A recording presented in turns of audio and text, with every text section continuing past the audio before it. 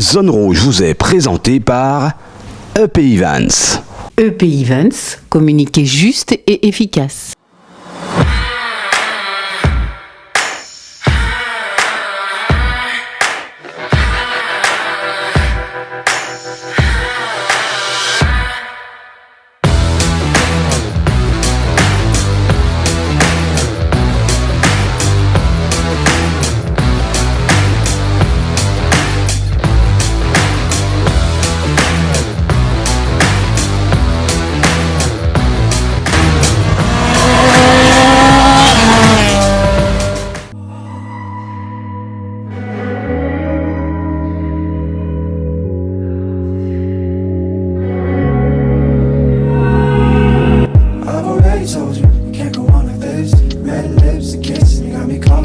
Salut à tous, très heureux de vous retrouver. J'espère que vous avez passé de très bonnes vacances et que vous êtes prêts à suivre une nouvelle saison de Zone Rouge. Rentrons dans le vif du sujet. Et donc, quelle affiche pour ce numéro 189? En voici l'essentiel de l'actualité. Vacances d'été rime avec originalité, donc premier slalom loisir à l'affiche et donc quelques moteurs allumés pour la circonstance. Quels sont ceux qui ont adhéré à la formule? Quel est le principe du slalom? Quels sont les adeptes qui ont su tirer leur épingle du jeu? Focus sur une discipline qui pourrait avoir le vent en poupe. Propos de concurrents parés à remettre la sauce et ils se sont confiés devant la caméra de Zone Rouge. Première édition de la course de côte de Village à Bouillante et donc escalade vertigineuse pour 16 concurrents présents pour le nouveau rendez-vous de Laza Caraïbes. Comment grimper toute la journée, 22% de pente du circuit, soit 7% de difficulté en plus que bananier. Explication entre autres de Stéphane Nègre, grand vainqueur, la preuve en image grâce à la caméra de Zone Rouge. Fini le temps d'un run moto uniquement réservé aux hommes, témoignage en exclusivité de 5 drôles de dames également à l'aise dans l'exercice du 400 mètres départ arrêté. Bien sûr, Zone Rouge était présent. Zone Rouge, toujours une actualité d'avance, une pure montée d'adrénaline. Zone Rouge, c'est ici et nulle part ailleurs. Zone Rouge, c'est parti.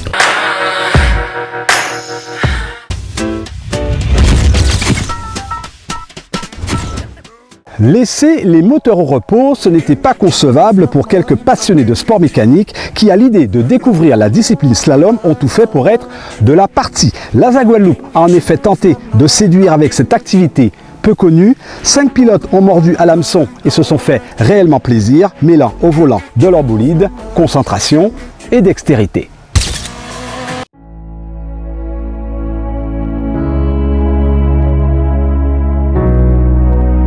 De belles et puissantes voitures et même un petit Picanto exposent fièrement leur carrosserie.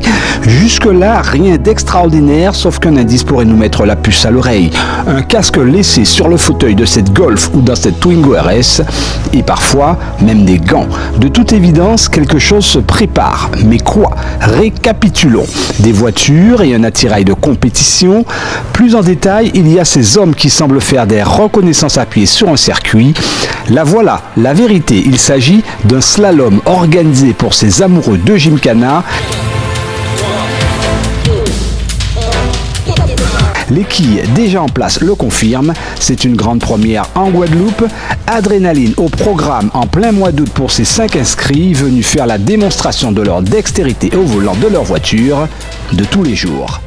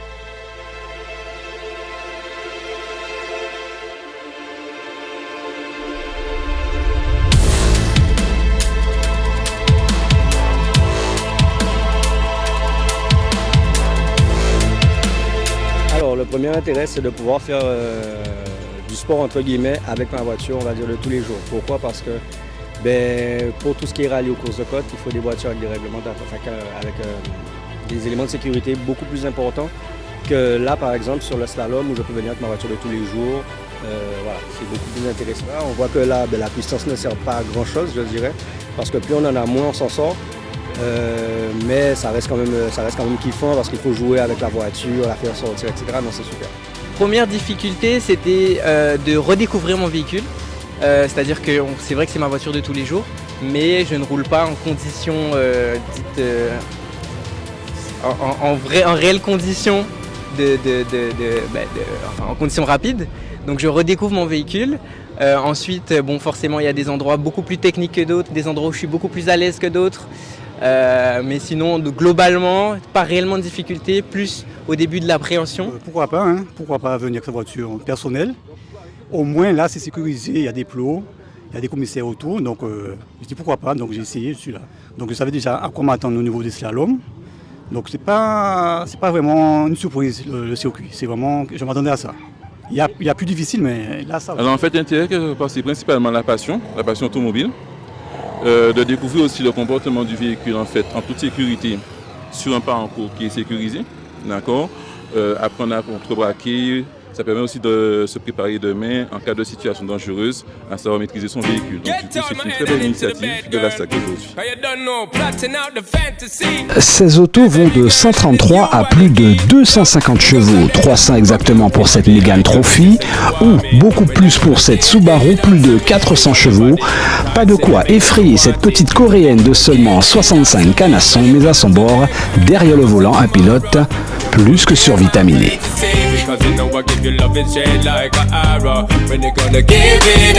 Kia Picanto, 1,2 litre, bien sûr. Donc, comme on peut le remarquer, il n'y a que des grosses cylindrées. D'accord, bon, après, il ne faut pas oublier, c'est un slalom. Donc, on peut venir avec un petit véhicule, donc petite cylindrée, pour pouvoir s'amuser parce que ce sont des techniques, la maniabilité, c'est ce qu'on apprend sur ce circuit.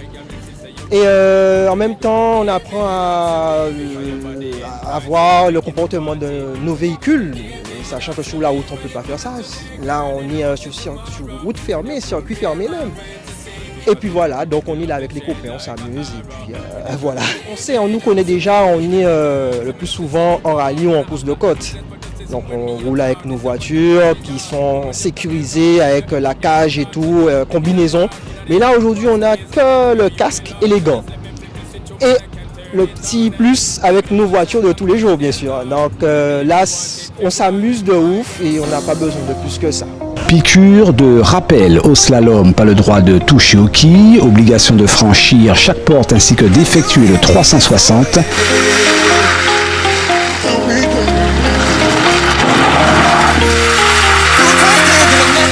In fine, après 2 tours, freinage d'urgence juste devant la dernière quille et le tour est joué. Effectuer ce tour de manège mécanique en un temps record est le Graal, mais ici on ne retiendra pas la performance du chrono. Qu'importe, c'est entre ces deux pilotes que tout va se jouer. Willem Pommier et Nico-Luigi Olivier en transe tous les deux assurent une belle finale, chacun avec des passages à un cheveu de chaque quille, suspense entier, jusqu'en fin d'après-midi. Why'd you have to go and drive me so crazy? Now I'm feeling lost without you and I just can't be without you, baby, want you all night long, want you all night long. Tell me, why'd you have to go and drive me so crazy? Now I'm feeling lost without you and I just can't be without you, baby, want you all night long, want you all night long, want you all night, watch all night, watch all night, watch all night, watch all night, watch all night, watch all night, watch all night, watch all night, watch all night, watch all night, watch all night. Tell me, why'd you have to go and drive me so crazy? Now I'm feeling lost without you and I just can't be without you, baby, want you all night long, want you all night long.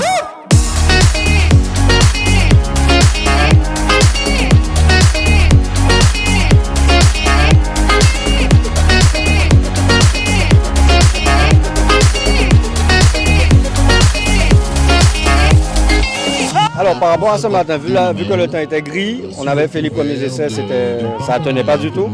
Après, plus ça séchait, plus c'était intéressant, mais de là à penser à gagner, non. En plus, ils ont tout rapproché après, c'était vraiment compliqué. Voilà. Et alors, qu'est-ce qui a fait la différence pour toi? D'après toi, qu'est-ce qui fait la différence? En fait, comme ils l'ont dit, c'est la régularité, c'est-à-dire que ce matin, j'ai pas fait d'erreur. Cet après-midi, j'ai juste jeté un plot et après, plus d'erreur. Et le truc, c'est que comme ils ont pris sur toute la journée, du coup, voilà, c'est pour ça que je suis passé devant. Mais non, il y a du coup de volant. En plus, la Twingo est beaucoup plus pratique que celle-là. Mais non, franchement, c'était super. Alors, étant donné que la manifestation a été faite de manière beaucoup plus ouverte, c'était illégal de faire ça au temps. Donc on a été obligé de faire ça au point, à savoir que les points sont comptabilisés en fonction du nombre de quilles qu'on touche, sur les erreurs de trajectoire également.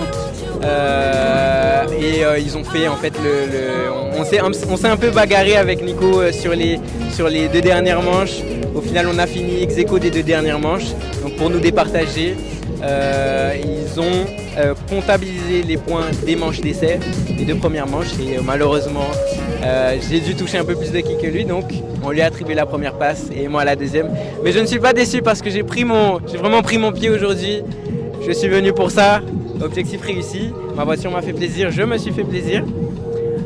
Et puis c'était un bon événement autour de la sécurité routière aussi, puisque aujourd'hui ils ont choisi de mettre une zone stop avec en fait c'est l'arrivée qui est délimitée par une zone stop sur laquelle on doit avoir un freinage et les plots qui sont situés à la fin de cette zone stop sont des piétons. Donc si on touchait les plots, nous étions d'ores et déjà disqualifiés. Donc c'est un petit peu un jeu avec la sécurité routière, en même temps maîtrise du véhicule, parce que les deux sont complémentaires, on le sait bien. Et en tout cas, moi ça m'a plu, j'ai pris mon pied aujourd'hui.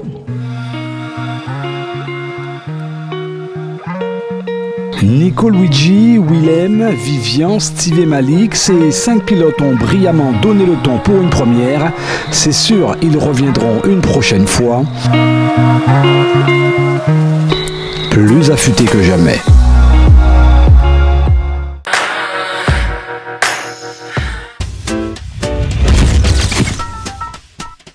Les pilotes automobiles auraient-ils pensé un jour grimper 22% de côte pour arriver au sommet de leur exploit? À Village, à Bouillante, grande première à l'affiche, la Caraïbes leur a offert une compétition plutôt atypique. À vous donner le vertige.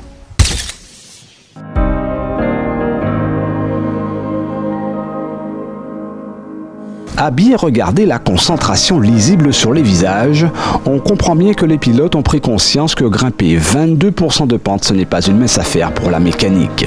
L'intérêt étant pour chacun d'entre eux pour ce nouvel exercice d'affirmer ou de confirmer qu'il est un véritable alpiniste mécanique.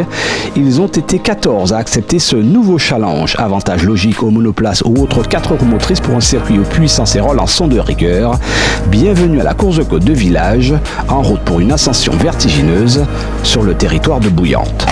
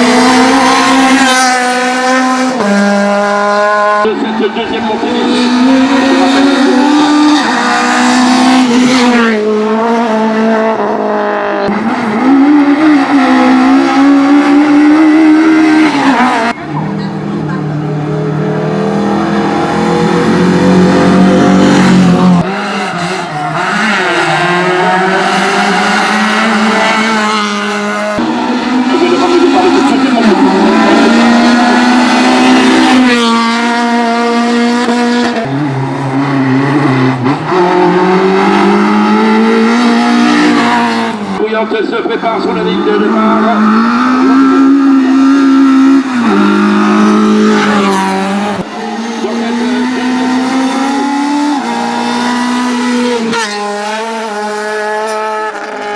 Ah non, pour moi, Village, c'est la première fois qu'on le fait, mais c'est une très belle course de côte.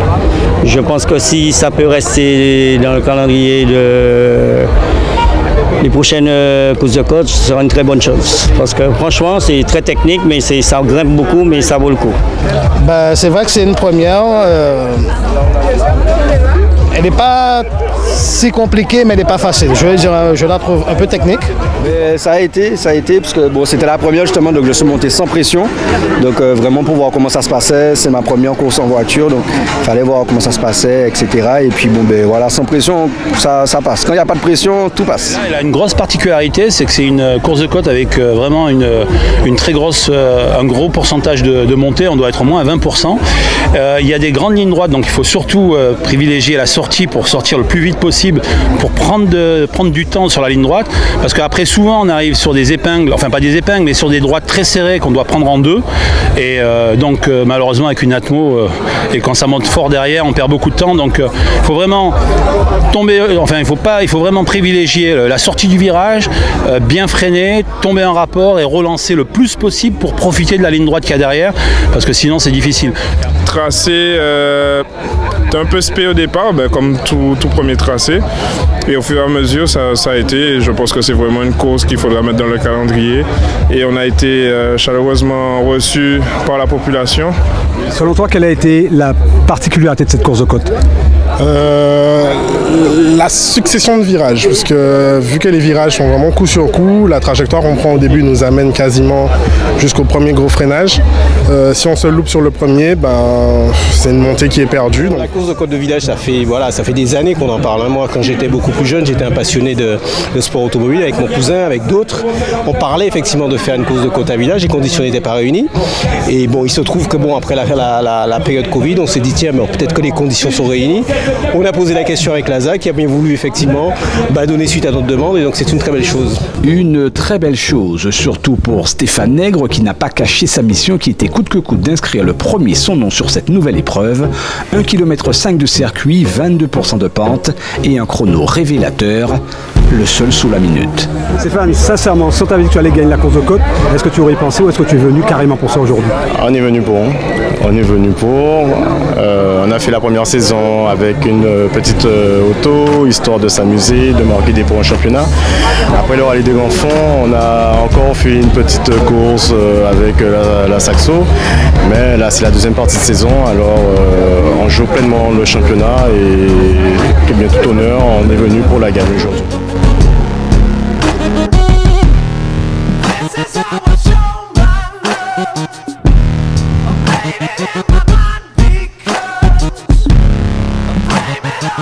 La gagne pour Nègre Junior, le fun pour le père Pierre Nègre, heureux comme un pinson d'avoir pu effectuer le précieux tour de roue au volant de sa fiancée mécanique, sa belle Alpha GT V6.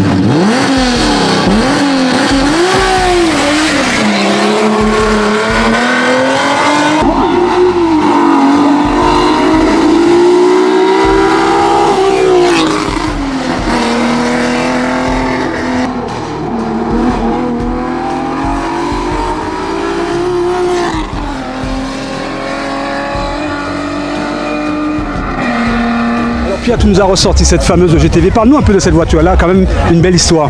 Oui, c'est une voiture qui a déjà un certain nombre d'années, qui a fait ses preuves dans les années 80. Mais d'ici là, je l'ai abandonnée pour empocher des voitures plus performantes. Et là, je me suis décidé de me faire plaisir avec une voiture historique, une voiture plus de 40 ans. Et c'est pour cela que j'ai choisi. Je n'ai pas choisi la plus bonne course, parce que ça, c'est pas taillé pour cette voiture. Mais je me suis débrouillé quand même. Je n'ai pas fait de mécanique. Je n'ai rien fait comme mécanique. C'est une voiture très fiable et puis je me suis amusé. Ça fait quoi justement de revenir avec cette vieille mamie? Ça fait plaisir, mais ça fait aussi de revoir son pilotage. Il faut vraiment être piloté pour pouvoir conduire cette voiture. C'est pas une voiture qui te laisse conduire, il faut la conduire. Voilà la belle histoire automobile du mois d'août, une compétition signée à Zacaraïbe en hommage à Thierry Felsina. Belle affiche pour une population du petit village de Bouillante satisfaite d'un tel spectacle. Les pilotes ne demandent pas mieux que de revenir l'an prochain.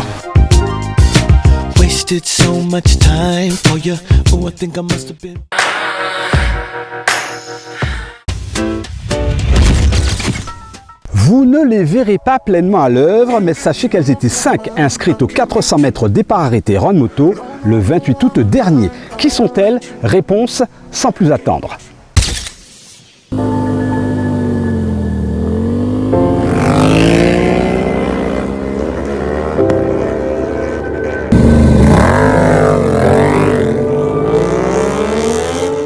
Au départ, c'est toujours un petit peu d'adrénaline, un petit peu d'appréhension. Puis avec la chaleur, c'est vraiment pas évident. Mais ça se passe plutôt bien. J'arrive à gérer le stress et c'est ça qui est important. Et j'essaye de m'améliorer à chaque montée. Voilà. Enfin, on vient de créer une association Motosport Guada où justement on va encourager les jeunes et toutes les personnes qui veulent participer à faire des courses. Et je suis la première à participer et je suis vice-présidente de cette association. C'est ma première compétition en run. Petit à petit, je m'améliore depuis ce matin. Donc la première montée de classement, j'ai fait 12,78. Et comparé à ce matin où j'étais en 13. Donc je descends. C'était un peu, comment dirais-je, stressant. Parce que c'est ma première fois, mais sinon ça a été. C'est ma cousine qui m'a insisté à le faire. Il faut passer les bons rapports au bon moment, c'est le plus important, et avoir un bon démarrage. Ça fait plaisir d'avoir d'autres filles avec moi du coup. Ça met on va dire, un coup de challenge en plus, mais ça va très bien. Déjà ça fait un petit moment que je voulais participer, sauf que j'avais pas le temps de m'entraîner, donc c'est vraiment par passion. Donc là, je sais très bien que je ne vais pas me classer dans les temps puisque je suis sur une 650, mais voilà, c'est participer.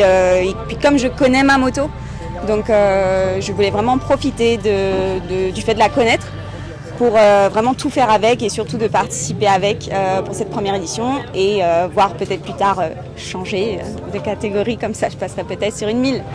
Voilà. C'est déjà la fin de ce Zone Rouge numéro spécial de rentrée. Merci d'être resté en notre compagnie. Souhaitons un bon rallye au duo Jean-Joseph Pivato, inscrit ce week-end au rallye du Mont-Blanc. Regardez bien ce qui va suivre et dites-moi de quoi il s'agit. C'est une exclusivité prévue prochainement dans Zone Rouge. À la semaine prochaine, même jour, même heure, même antenne. Nous, en attendant, on coupe les moteurs.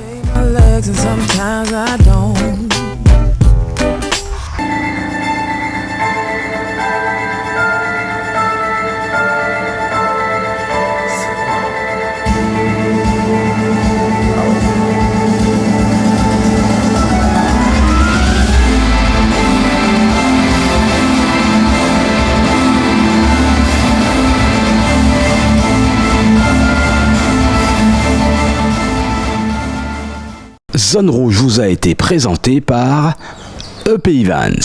EP Evans, communiquer juste et efficace.